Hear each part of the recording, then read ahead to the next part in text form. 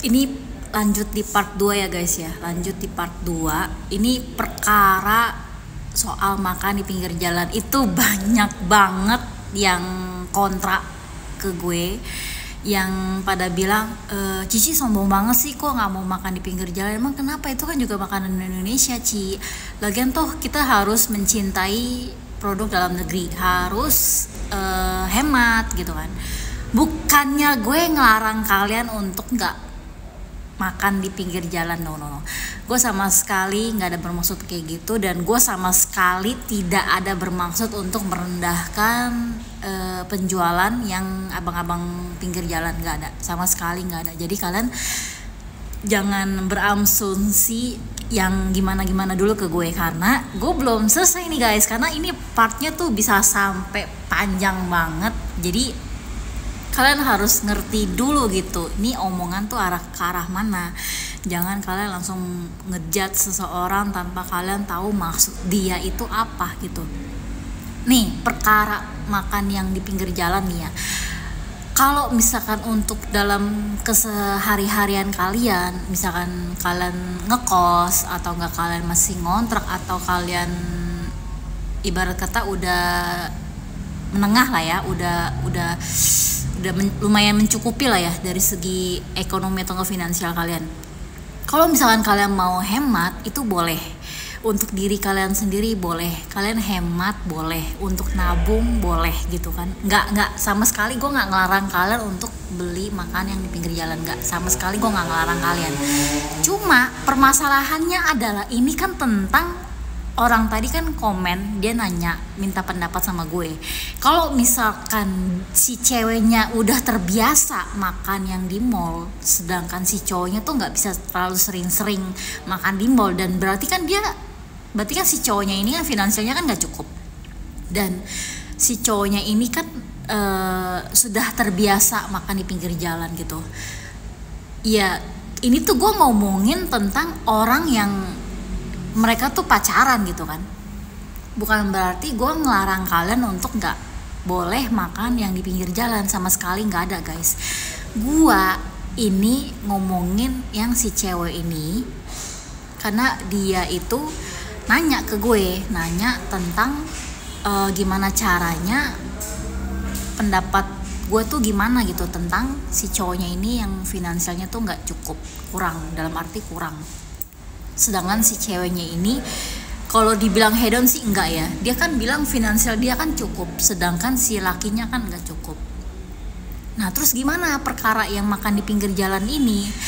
Ya balik lagi gitu, kalau misalkan lu berduanya nggak cocok atau salah satu ada yang nggak nyaman, ya sebaiknya tuh dikomunikasiin baik-baik gitu. Jangan sampai nanti lu nyindir di status, atau nggak lu nyindir pakai update tentang kayak nyindir nyenggol gitulah ya. Kadang kan ada yang kesinggung gitu, salah satu ada yang kesinggung, entah si ceweknya atau si cowoknya yang kesinggung. Pasti adalah salah satu dari antara kalian tuh yang suka sindir-sindiran di status. Kamu bikin status buat aku ya, yang ya? Enggak, padahal mah itu beneran buat dia, tapi lu ngebohongin dia kan. Tapi lu tuh kayak nggak mau ngasih tahu kalau itu status tuh buat dia. Gue tahu gitu. Cuma permasalahannya adalah ini, balik lagi guys, ini tuh harus dikomunikasiin baik-baik. Jangan sampai kalian nyindir terus akhirnya nanti malah berantem, malah debat, malah makin nggak karuan kan hubungan kalian tuh. Arahnya kemana kalian juga nggak tahu. Terus kalau misalkan dari segi si ceweknya finansialnya cukup, bukan berarti gue ngelarang si ceweknya tuh untuk tinggalin si cowoknya. Ya lu boleh-boleh aja ngedampingin si cowok lu ini untuk bareng-bareng, tapi lu mesti lihat dulu progresnya si cowok lu ini, dia bisa maju atau enggak. Atau jangan-jangan ketika lu udah ngedampingin si cowok lu, temenin dia dari nol, dan dianya nggak mengapresiasikan, nggak applause gitu, maksudnya cewek gue selama ini nemenin gue dari nol loh. Kadang kan ada cowok kayak masa bodo amat kan, dia kan juga cewek gue gitu. Nggak gitu guys, nggak gitu. Jadi gimana sih gue ngejelasinnya, Karena setiap orang tuh punya pemikiran yang berbeda-beda gitu kan, cara pandangnya juga berbeda, sudut pandangnya tuh juga berbeda. Jadi ya balik lagi ke hubungan kalian tuh gimana, kalian nyaman atau enggak, cara gaya pacaran kalian tuh gimana, apakah yang sederhana atau yang harus banget setiap hari, setiap kali ketemu itu harus ke mall, atau harus makan yang di pinggir jalan atau yang murah-murah lah ya. Gue juga demen guys, gue juga demen makan yang di pinggir jalan. Cuma yang masalah untuk split bill nih ya, kadang kan ada pasangan tuh yang minta split bill, karena kan ada sebagian orang ngerasa, lah lu kan belum jadi sah suami istri gua gitu, entah ini si cowok entah si cewek, pasti kan ada ngerasa kayak lu kan belum sah jadi pasangan gua, belum jadi sah jadi suami gua, belum sah jadi istri gua, jadi gua nggak harus bener-bener ngenafkahin lu banget. Jadi kalau misalkan apa-apa yang minta isin aku 500.000 dong, atau enggak isin aku pulsa dong gitu kan ada cewek yang kayak gitu kan. Tapi si ceweknya kan juga risih, kayak maksudnya kayak apa sih lu baru pacaran aja lu udah minta duit gitu, kayak lu manja banget sih, emang lu nggak ada duit apa, lu emang lu nggak kerja apa gitu kan. Bukan masalah kerja atau nggak kerja gitu, kita tuh sebagai cewek itu juga mesti tahu diri guys. Jadi gue juga benci banget sih ya sama cewek yang apa-apa tuh minta duit ke cowoknya, padahal lu baru pacaran gitu. Nanti kalau misalkan amit-amit lu berdua putus dan si cowoknya minta ganti rugi atau enggak minta ngebalikin apa yang udah dia kasih, nah lu bisa ngebalikinnya nggak?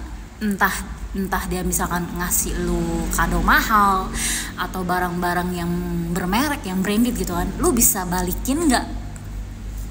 Kadang kan ada cewek yang apaan sih, lu kan udah kasih gua, masa gua harus ngebalikin semua barang-barang yang udah lu kasih ke gua? Berarti kan lu nggak ikhlas dong.